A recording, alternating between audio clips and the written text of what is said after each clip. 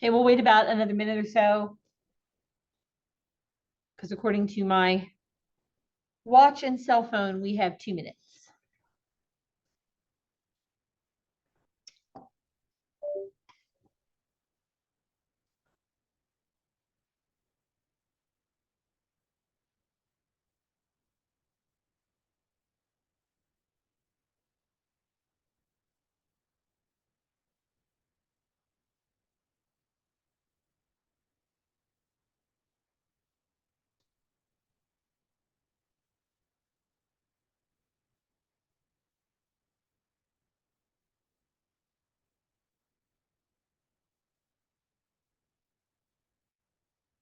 Chap said, what do you do for a living? What do you do for a living? What do you do for a living?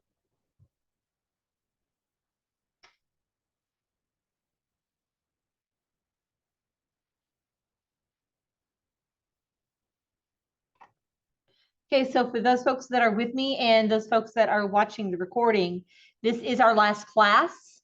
I have opened all the quizzes from the midterm to tonight. They'll all be open at 8:30 tonight. So if you need to do any catching up after the midterm, tonight is your opportunity to do that.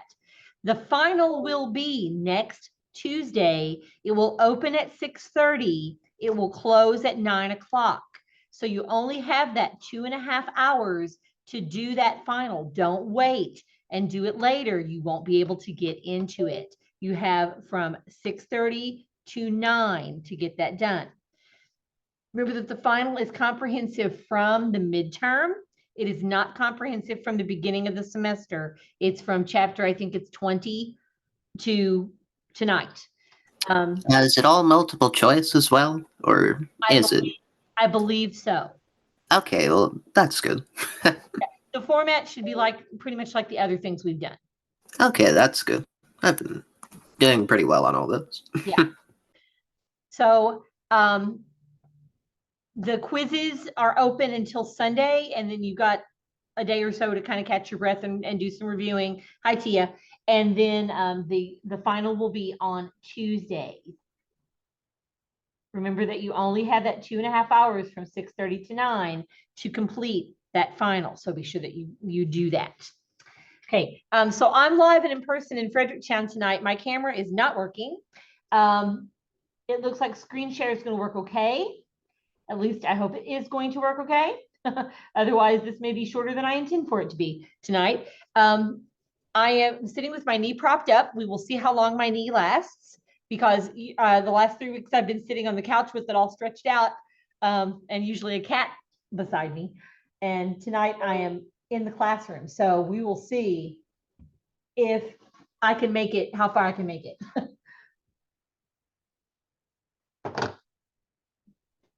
And hi, Lexus. Okay, so here we go.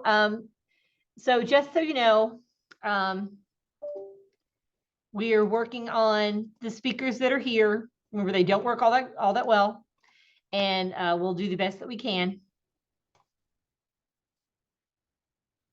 Our goal is to do at least 2 chapters, and then maybe have you complete the last one on your own. Well, like I said, we'll see how long my knee holds out, and then we'll go from there. So here we go. 20th century rock music still popular in the 21st century. Okay, folks who are on Zoom, can you see my screen? Yes, I can see it. Okay, good deal. This lesson focuses on styles that were already established in the 20th century, yet still remain popular in the 21st century. In this lesson, we will focus on modern rock, alternative rock, pop punk, emo, alternative metal, new metal, metalcore, and mainstream rock. Which sounds like a lot.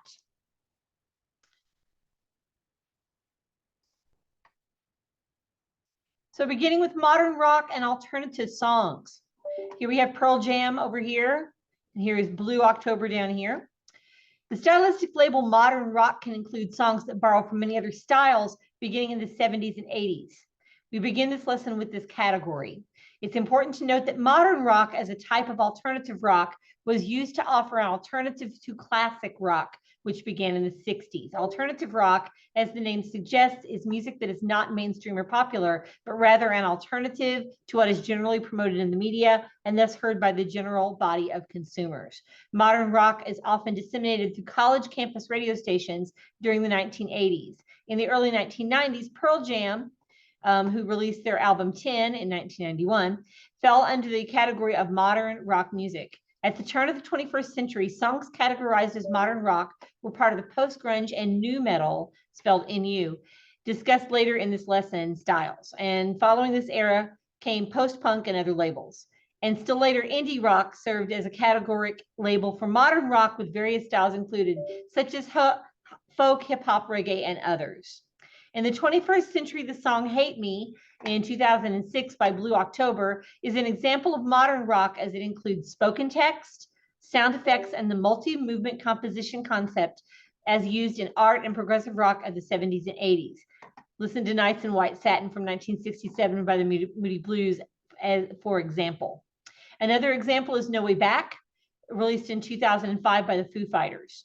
In this song, powerful, full-throated vocal singing, bass and guitar distortion, a fast tempo all suggest vestiges of punk from the 20th century. This following table shows additional songs, all released in 2003, marketed as modern rock in the early 21st century. So if you look at this list, there's a lot of variety there. She Will Be Loved and Avril Lavigne are right beside the Black Eyed Peas and Slipknot. That's a lot of diversity right there. So we're just gonna kind of go eeny, meeny, miny, mo, and we will listen to No Way Back.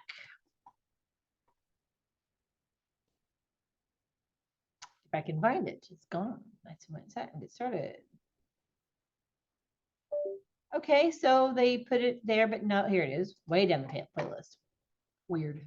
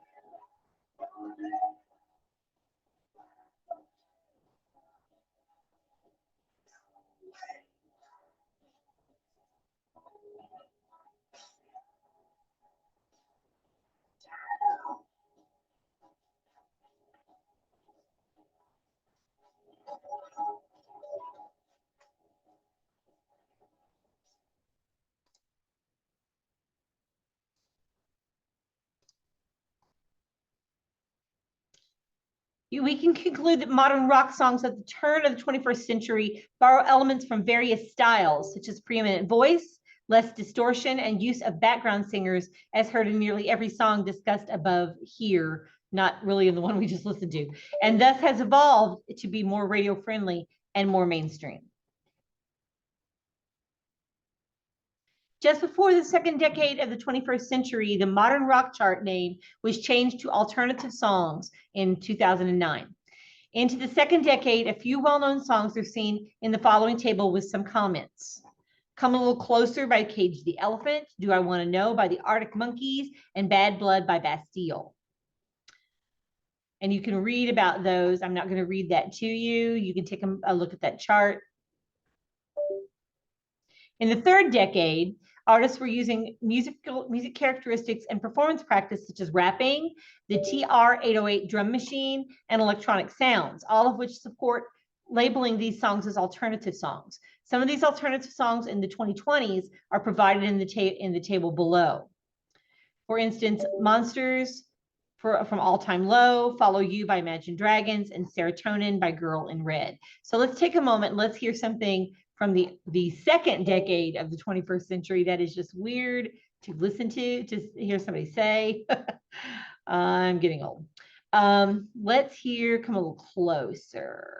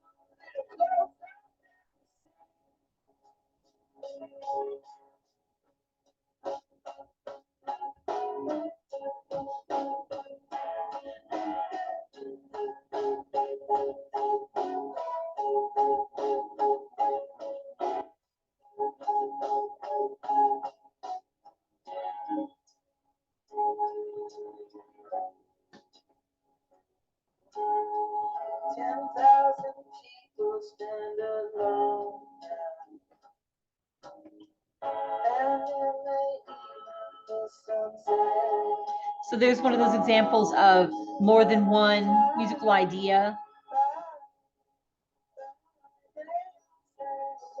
We've been hearing things like that since the Beatles.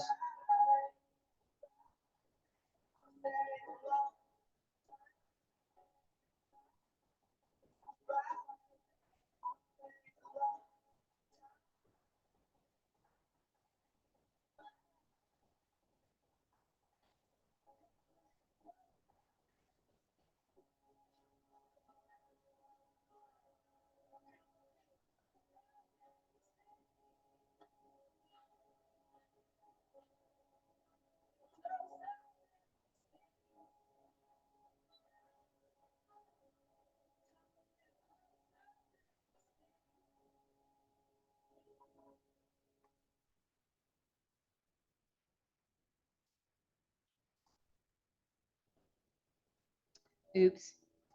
I always forget you can't just walk away from Spotify. It continues to do its thing. And from the latter 2020s, let's hear Follow You from Imagine Dragons.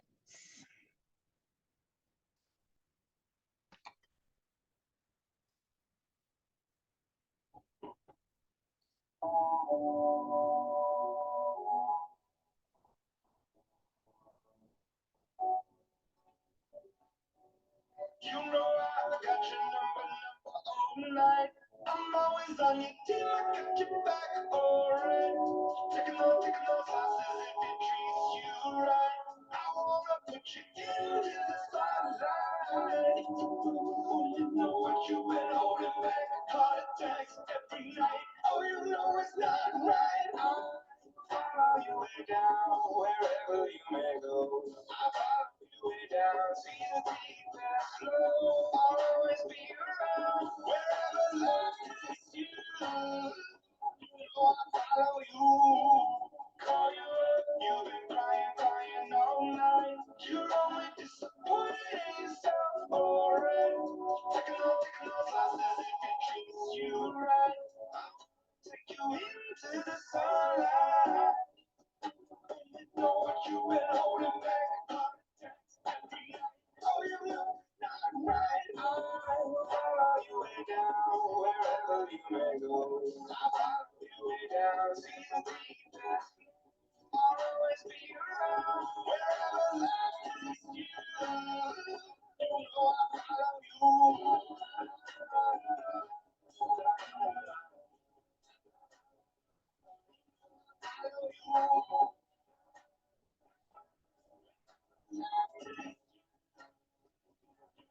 Follow you. Got to give yourself enough love. Should in the tiger. I wish that I could fix it for you. But instead I'll be right here coming through.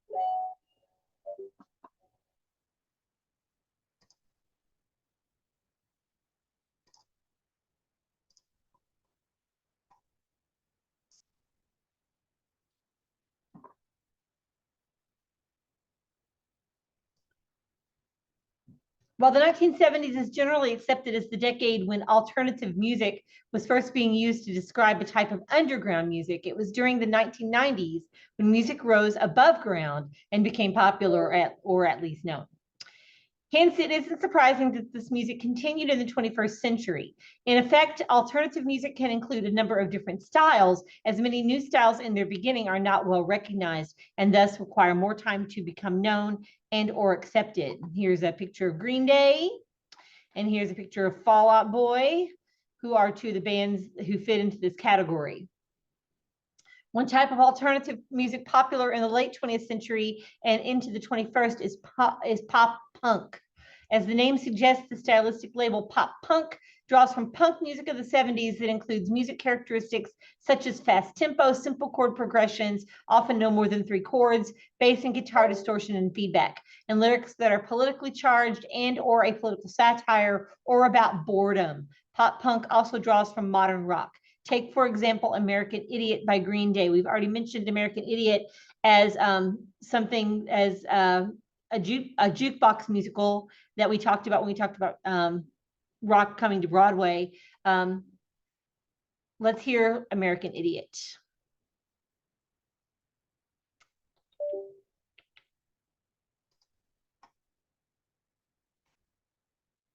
No lyrics this time.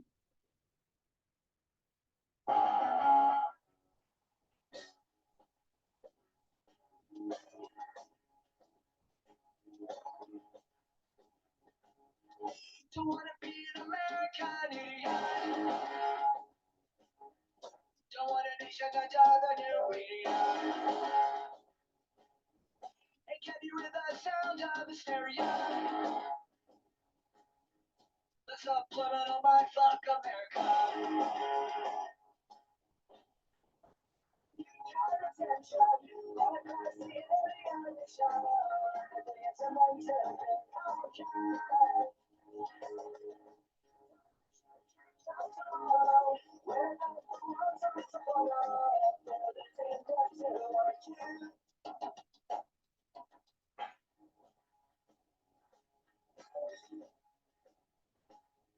Well, maybe I'm the faggot America. I'm not a part of a redneck agenda.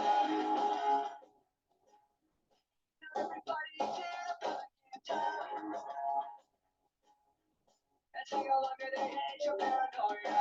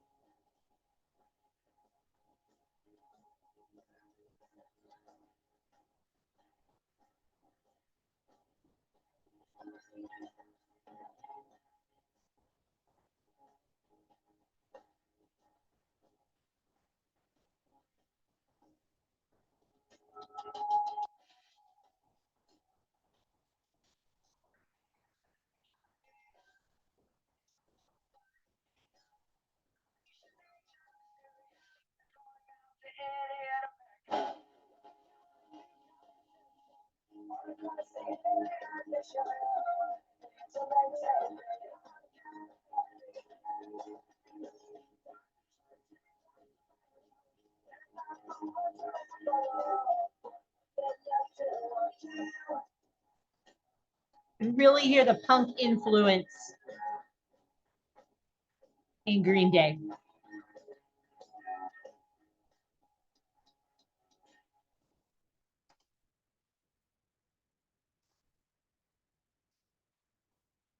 The lead singer is accompanied by bass guitar using distortion, and very active and syncopated drums all play loudly throughout most of the song. The adjective pop in pop punk implies the music is more media friendly than punk music, which therefore is played on radio and disseminated to a larger audience and eventually becomes popular. The song Sugar We're Going Down released in 2007 by Fall Out Boy is an example of pop punk, which combines elements of modern rock and a more pop sound. So they have a breakdown there of what's happening in Sugar We're Going Down. I'll let you listen to that one on your own.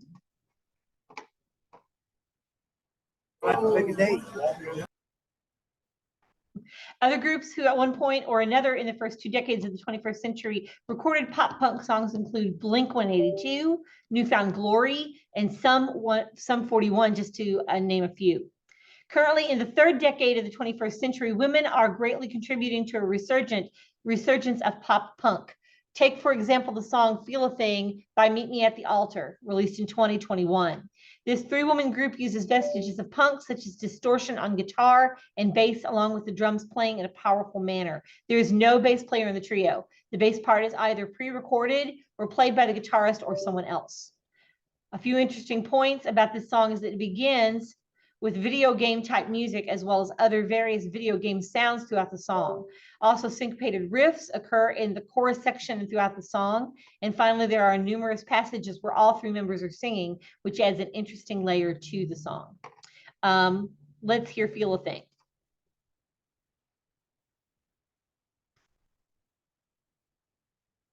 Oh, I had it. No, also there's.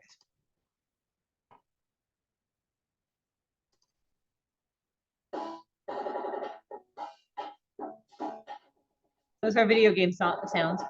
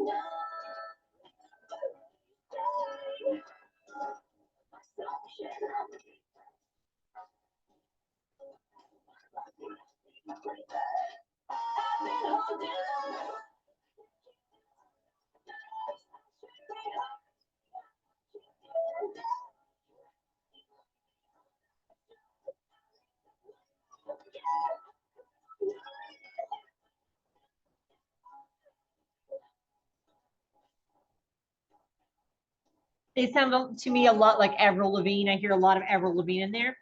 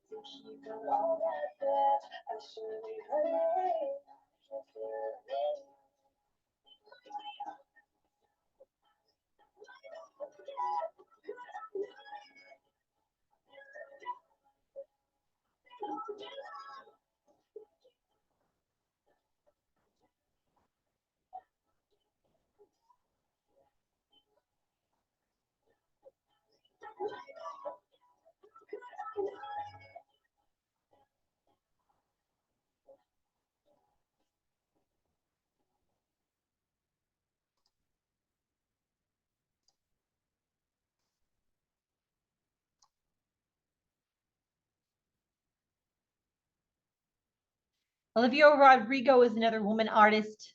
They could say female artist, woman artist, contributing to the resurgence of pop punk in the third century of I think they mean the third decade of the 21st century. Can't be the third century of the 21st century.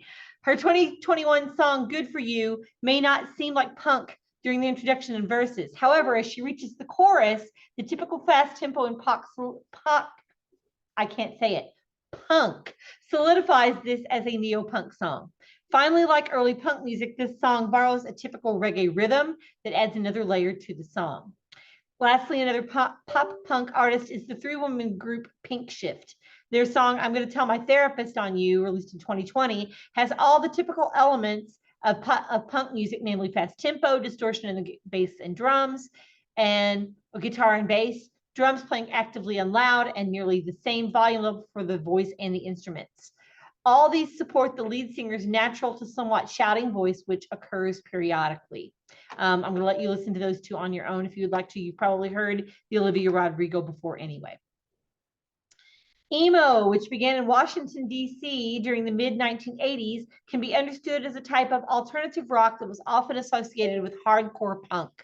In the 21st century, this genre became mainstream and even influenced a certain fashion of short black hair, black-rimmed glasses, and secondhand clothing.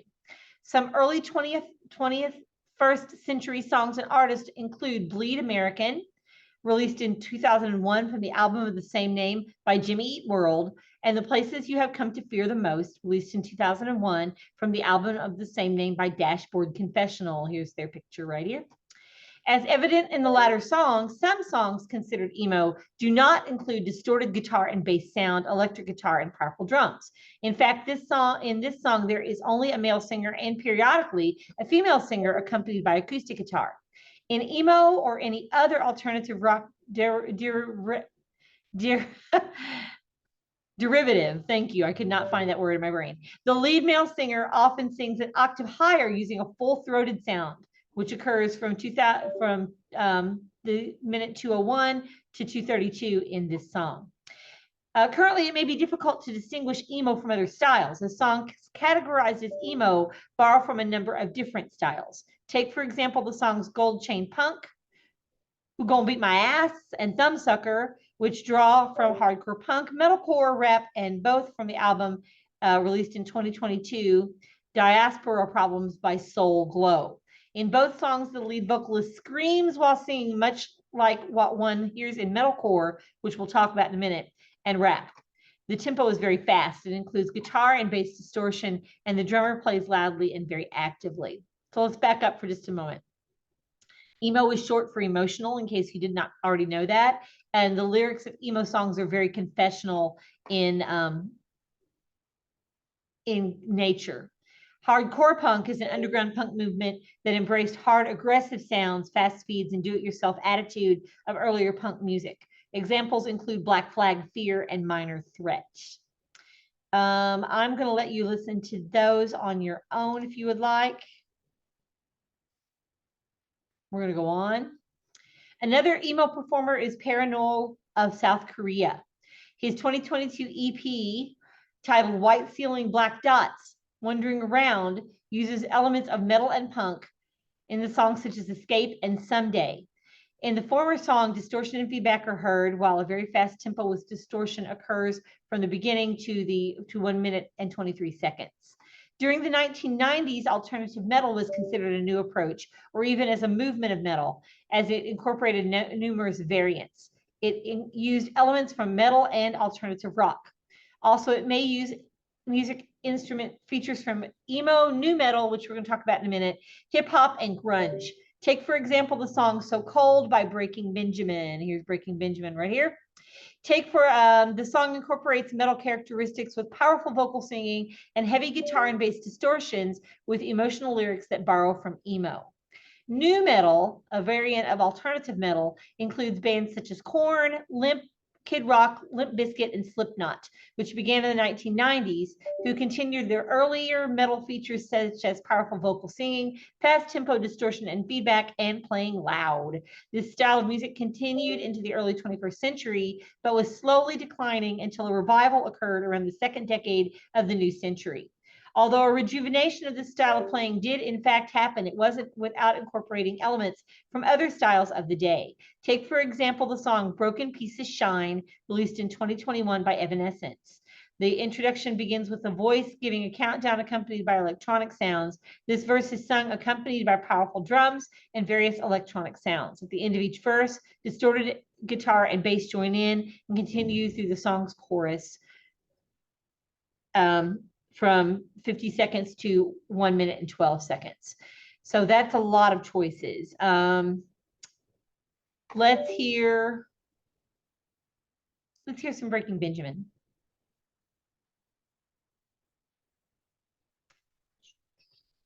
Breaking Benjamin.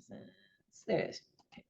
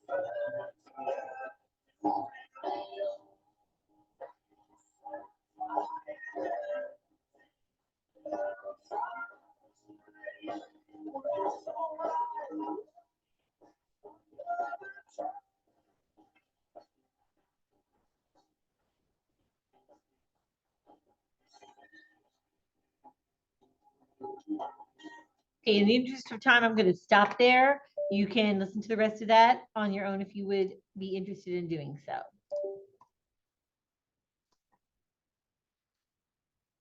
Metalcore uses powerful screaming and growling vocals, sometimes not actually understandable. Powerful distorted guitar and bass riffs and breakdowns. A breakdown is when the tempo is slowed down and played with a simpler, less syncopated rhythm. An example of metalcore is heard in the song YDG of Mice and Men. When particular performance practices the occurrence of a natural or full-throated voice screaming and growling. Right at the beginning, the vocalist is screaming and growling lyrics while accompanied by a powerful guitar and bass riffs and powerful drums. At 28 seconds, a breakdown occurs. That's usually when the moshing happens. Remember, moshing is when everybody gets down in front of the stage and basically bashes into each other. Can be kind of dangerous. The tempo is slowed slightly and the rhythm is simpler. At 1 minute and 14 seconds, a slightly faster tempo occurs as the vocalist continues to scream with often unclear words. However, from 1 minute 35 to 1 minute 57, a lead voice sings recognizable words with a natural voice. Following this, at 2 minutes, the screaming voice returns with some brief breaks from screaming and continues to do so to the end. I love this description. I love this description. Okay, let's hear a little bit of screaming, shall we? So glue my cement. Okay.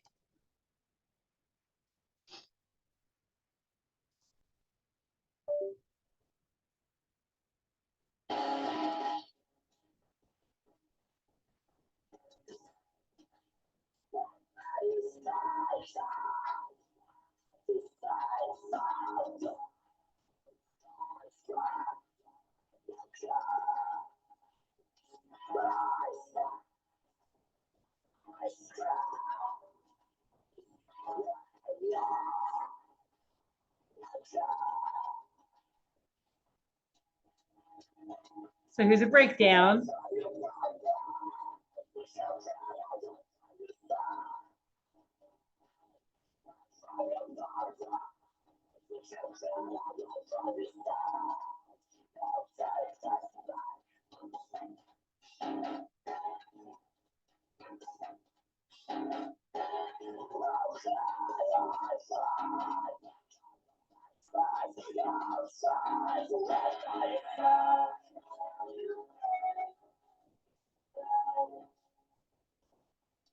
There's the more recognizable singing.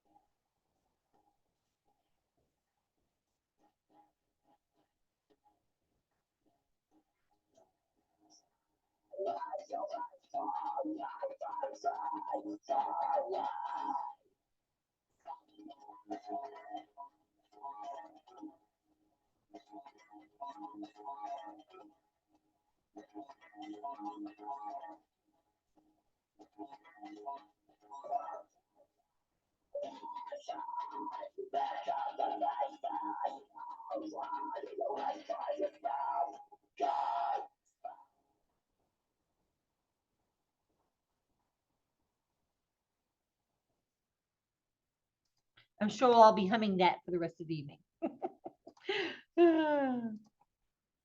The song Crossover Attack, released in 2012 by Imure, is another example of a vocalist vacillating between singing in a natural voice versus screaming and growling.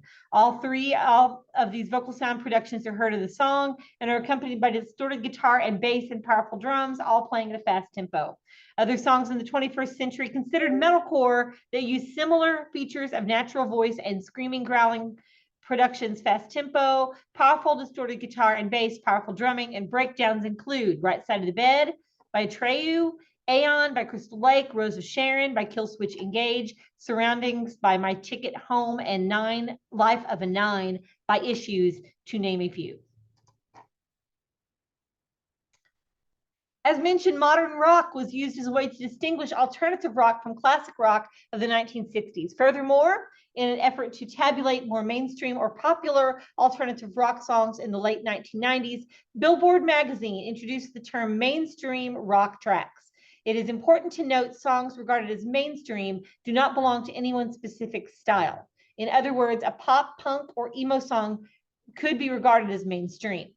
By the turn of the 21st century, this categoric label became a mainstay, although now it's called mainstream rock airplay. In any event, songs on this chart continue the tradition of rock music with the use of powerful and distorted guitar and bass riffs and powerful and active drums, all in support of the lead singer. At the same time, songs tend not to incorporate continued vocal screaming with some growling as heard in metalcore, but vocalists often produce a powerful full-throated sound. Lyrics can often be clearly heard, and the song's form includes introduction, verse, chorus, and bridge, which is, a throwback to what we've had before. All of these features are heard in the song Times Like These, released in 2002 by Five Finger Death Punch. The following listening guide provides a convenient view of these features for the reader. So I'm going to let you listen to that, and you can take a look at this chart as you go. Other popular songs in the mainstream rock airplay chart include No Apologies by Papa Roach, Eye of the Storm by Pop Evil, Godspeed by Wage War, Hey You by Disturbed, and The Shower Scene by Ice Nine Kills. The latter song includes some vocal full-throated shouting, some screaming, powerful guitar and bass with distortion and distant string sounds, as heard in Alfred Hitchcock's 1960 classic movie Psycho, which includes a very famous shower scene. So to conclude, in summary, this lesson discussed popular rock styles and market-driven categories that began in the 20th century and continue to be as popular or at least recognized in the 21st century. While rock and roll, birthed by rhythm and blues, was popular during the 50s, the next decade saw the emergence of rock music. The rock music of the 60s spawned variations of this type of music that in the 21st century is still alive and popular. Understanding that the term classic rock came into usage in the 60s, we have discussed how rock music in the 21st century is appropriately labeled alternative rock, modern rock, and mainstream rock. Furthermore, this lesson has shown how alternative rock can be distinguished from modern rock, while at the same time, the music could, depending on the song, be interchangeable. So really, these labels are mix and match. Things don't always fit into a nice, neat category, especially these days, because there's such a blending and such a take from this and take from that approach to crafting music these days. That's not just sampling. Sampling has a lot to do with that, but also people emulate styles of artists that they admire from years past, and so that gets it's all part of the soup. Finally, the increasing number of women artists who are contributing to variations of punk music, particularly in the third decade of the 21st century, allows younger generations to pursue this and other styles of music regardless of gender. For those of you who are listening to the recording tonight, 21st century is your code word. So this will be open at, apparently it's open now. Okay, I thought it was open at 8:30, but it's not. That's okay. All right. We're gonna get through at least one more chapter. 20th century new categories for rock music in the 21st century. The focus of this lesson is new stylistic or categorical labels that were influenced by rock music. Some of these new categories originated outside the United States, such as black MIDI and kawaii metal, but eventually became popular in the US. These will be discussed in greater detail in a subsequent lesson. Which would have to be chapter 45 because there is no more. That's all there is. We start with songs under the heading lowercase. Beginning shortly after the turn of the 21st century, composers wanted to recapture minimalism as a worthwhile approach to move away from typical ideas and concepts of music. A subgenre of minimalist electronica, this genre of ambient music, uses a few everyday natural sounds to accompany this endeavor. In contemporary times, Steve Roden is often the person most associated with this approach, with his album titled Forms of Paper, released in 2001. However, it was Josh Russell who assembled various individuals and released a 2-CD set of songs titled Lowercase. In any event, Roden's Forms of Paper include various sounds for the composer, handling paper mixed as well as some electronic sounds. It was composed for the Art in the Library exhibition at the Los Angeles Public Library Hollywood branch in 2001. As such, it would be fair to assume a goal was to create a contemplative or meditative atmosphere. The duration of the composition is 53 minutes and 59 seconds. It begins with silence until 1 minute and 20 seconds, at which point a scratching sound is heard. While listening to the entire piece, it seems unimaginable that all of the sounds come from handling paper. The next piece, titled Yuon 1, I think, 2002, by Alva Nota and Sakamoto, features piano and a sustaining pitch, perhaps an organ or electronic sustaining note. At times, there's a buzzing sound. Though it begins with tempo, at 4 minutes and 1 second, a tempo is established by repetition. Oh, I'm sorry, it begins without tempo. At 4 minutes and 1 second, a tempo is established by repetitious scratching sounds and either a bass drum or a lower pitched electronic sound, which continues to the end of the song.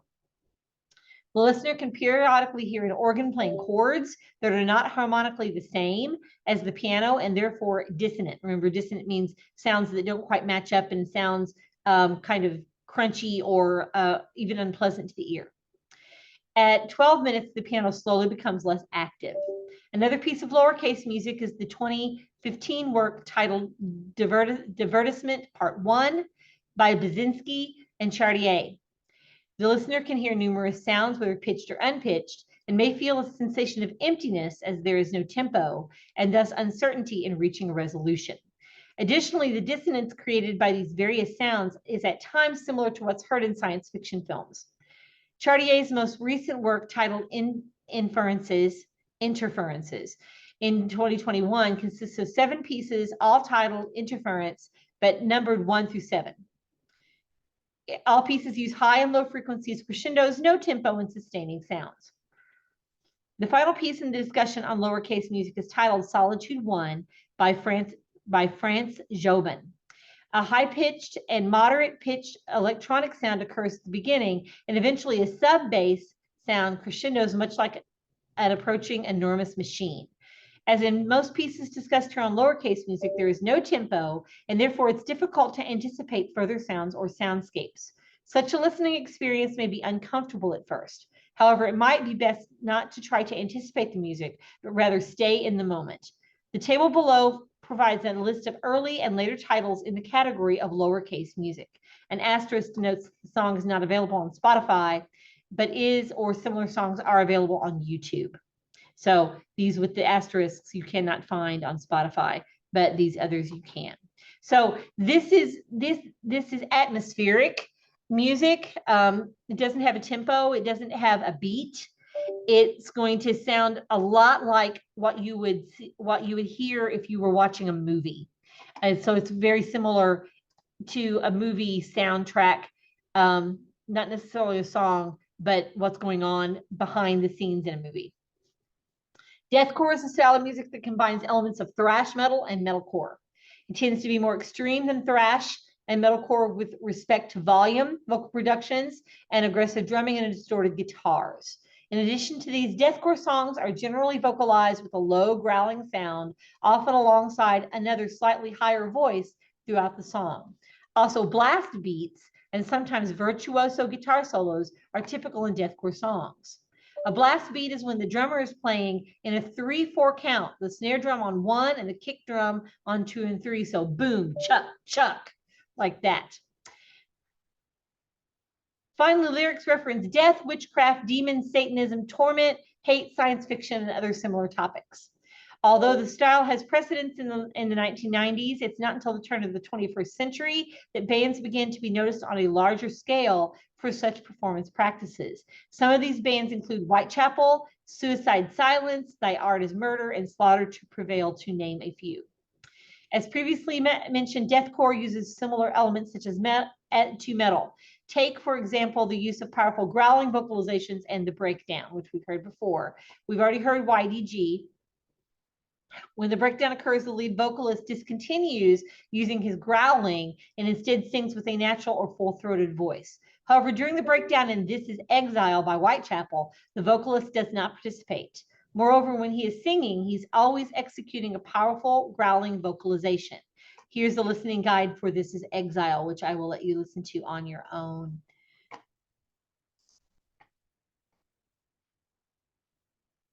Continuing deathcore, the song Reign of Darkness, released in 2013 by Thy Art is Murder, is another good example of deathcore. It begins with an electronic sound and distorted guitar, all playing rubato or no specific tempo. After 30 seconds, drums establish a moderate tempo, and distorted guitar and bass all support a low growling vocalist uttering unrecognizable words.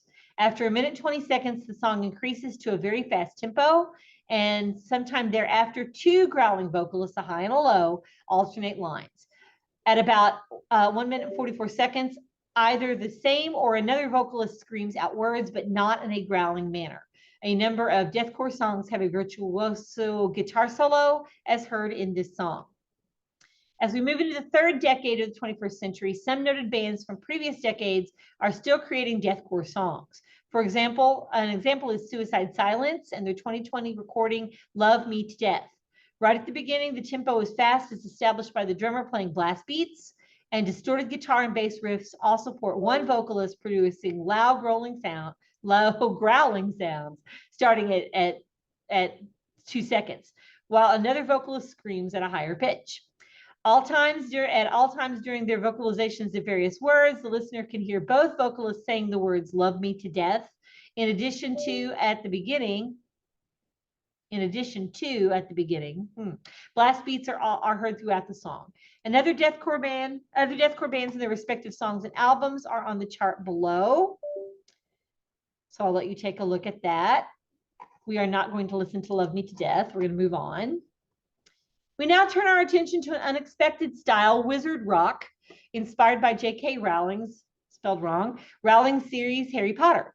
It began shortly after the turn of the 21st century with the emergence of its most noted band, Harry and the Potters. Go figure. The table below shows how the emergence of this music category and activities corresponds to the book and film release dates. So it kicks off in 1997 with Harry Potter and the Philosopher's Stone. We say Sorcerer's Stone here in the States, but in Britain, it's Philosopher's Stone. Yeah, that was a stupid reason. Yeah. Most people thought it wouldn't be interesting, but that's what it's called. Yeah. And so you see how things progressed through there. Here's Harry and the Potters. This category of music characterizes through performance various scenes and characters within the 7-book, 8-film Harry Potter story. Moreover, performers are known to cosplay during the performance. Cosplay is when you dress in costume play. Band members wear costumes and various accessories while performing, similar to what's worn by the book or film characters. A few band names that are influenced by the Harry Potter franchise include Draco and the Malfoys, the Parselmouths, which refers to witches or wizards who possess the ability to understand and speak to snakes.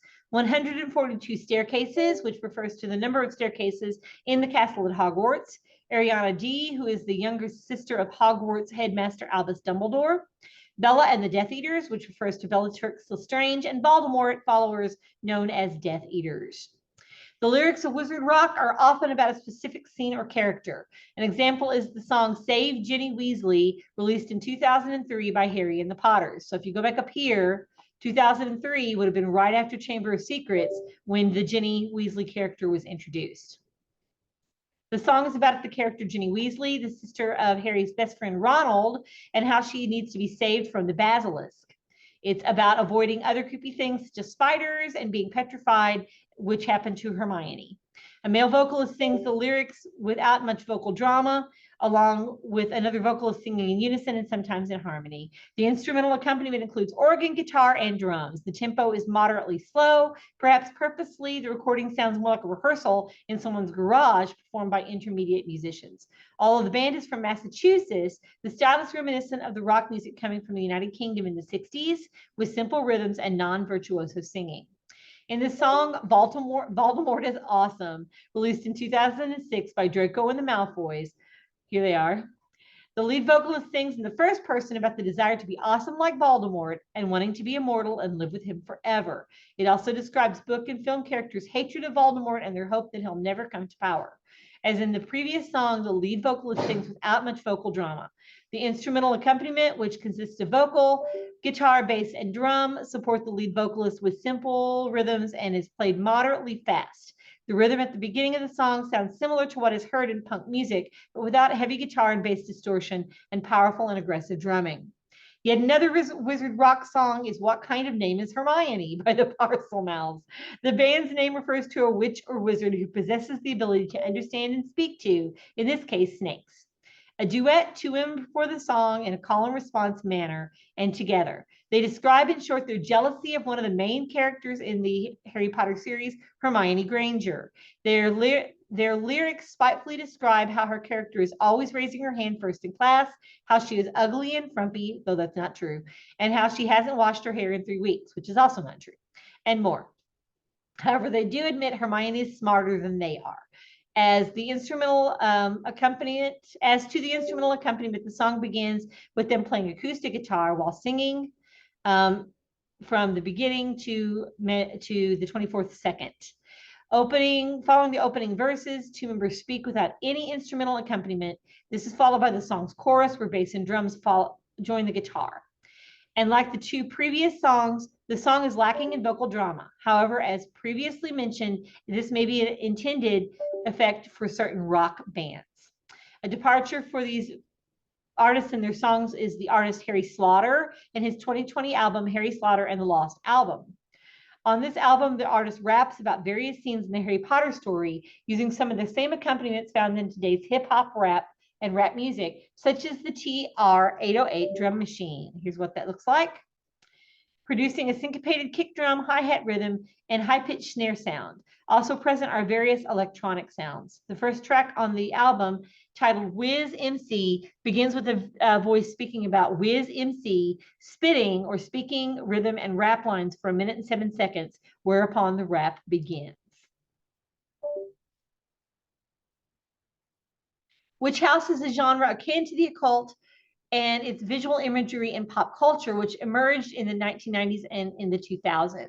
Such visual imagery include artworks and films of horror, occult, terror, witchcraft, and the like. Artists have included imagery from the film The Blair Witch Project, the television mystery series such as Twin Peaks and Charmed. With regard to the music, it's more of an instrumental as opposed to a vocal form. At first listen, it may seem witch house is a type of electronic dance or house music. Often when this is the case, the tempo ranges from moderate to very fast. However, a survey of a number of witch house songs revealed the tempo is moderately slow to moderate. The instrumentation consists of various electronic effects, drum machines like the TR-808, and voice. Though in general vocals are often present, they do not take on the character of a lead singer that fronts the band. Instead, the voice is used much as an instrument. That is, its tonality adds another layer to the overall sound. Additionally, reverb and various sound effects are added to the vocal part. Take, for example, the song King Knight, released in 2010 by Salem. The listening guide below breaks down the aforementioned as well as additional features, such as the occurrence of 3 distinct themes, which are mainly presented melodically by the vocalist. So I'm going to let you listen to that on your own. Here is a breakdown of what happens in that song. Some witch house songs include stop time beats, a noted feature in ragtime and piano stride music. A stop time beat is a term used to refer when a certain rhythm or silence is produced to create an effect of the tempo or meter change in the music. The stop time is produced by silence, a syncopated rhythm by another sound such as snare or bass drum, or a repetitive syncopated rhythm. Usually the stop time only occurs for a brief moment. One of these occur in the song titled Mumbai, released in 2010 by Ooh. Here are some occurrences of this in Mumbai. So you can listen to Mumbai and find your stop tempo. I'm not going to play that. Here's some more about Witch House. It mentions IXC 999 by White Ring. And the girl's voice repeatedly says, my face is falling off. That sounds uncomfortable. Untrust Us by Crystal Castles, which I will also let you listen to on your own. Here's Crystal Castles right here. Notice that there's not a lot of instrumentation as far as guitars and keyboards and things. We have mostly electronica back here. Nintendo Core, our final discussion. We turn to Nintendo Core. As imagined, this category of music brings together tunes related to video games and sounds from chips of vintage video games. The history of video games of Nintendo, owned by a Japanese company, begins with its first video game console in 1977, the Color TV game. Since then, other products gained international recognition, such as Donkey Kong and the Nintendo Entertainment System. With games such as Super Mario Brothers, Legend of Zelda, Pokemon, and more, Nintendo has turned into a multi-billion-dollar company. Music plays a major role in creating a greater experience for the product. Whether for television, mobile phones, tablets, or computers, music accompaniment greatly enhances and supports the game's experience through sound. Nintendo core bands will use various themes and sounds from a given game and incorporate them in a song. Take, for example, the game Super Mario Brothers. Here's a video from that game that illustrates various sounds and themes. I don't know if this will play or not. We'll see. Oh, it will. Okay.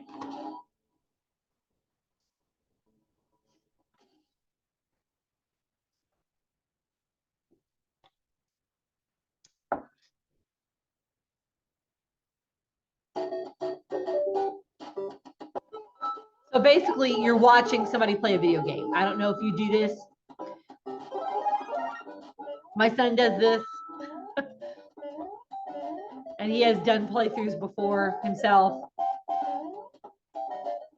So you just kind of sit and you watch this person play.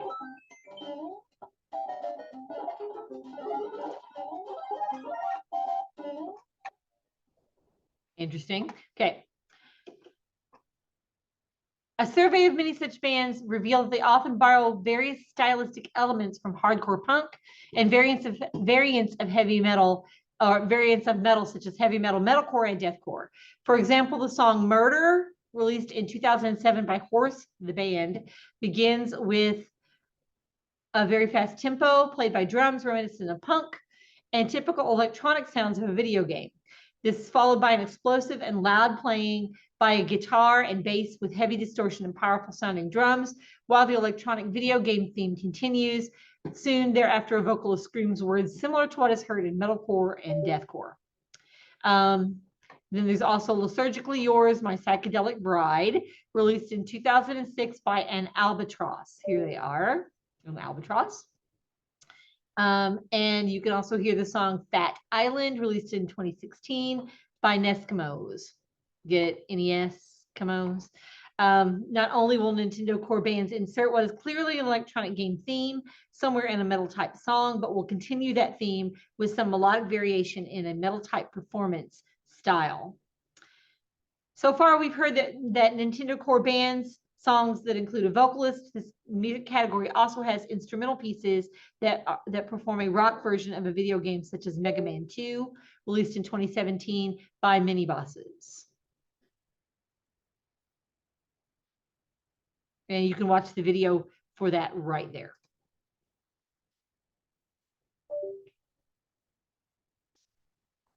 Okay, so there is the conclusion of chapter 44. And that quiz is open. That brings us to chapter 45, which is our final chapter. I'm going to let you do that on your own because I'm not able to keep my knee up anymore. I need to go home and put some ice on it. So here's what's happening. Here's what's happening from this point forward. All quizzes from the midterm on are currently open, and they will be open until Sunday. So if you need to get caught up, or you need to do these last three, you have until Sunday to get those done. The final will be on Tuesday during our regular class time. It will open at 6:30. It will close at 9. I will be available online during that time if you need to ask a question or you run into trouble. Especially if you lose your internet connection, you need to let me know as soon as you can, because we have a limited window of opportunity until the class closes to be sure that you get that quiz done. So it will open at 6:30. It will end at 9 on that day. So you've got 2.5 hours to get that finished. You only have Tuesday to do the final. Does anyone have a question about any of that information?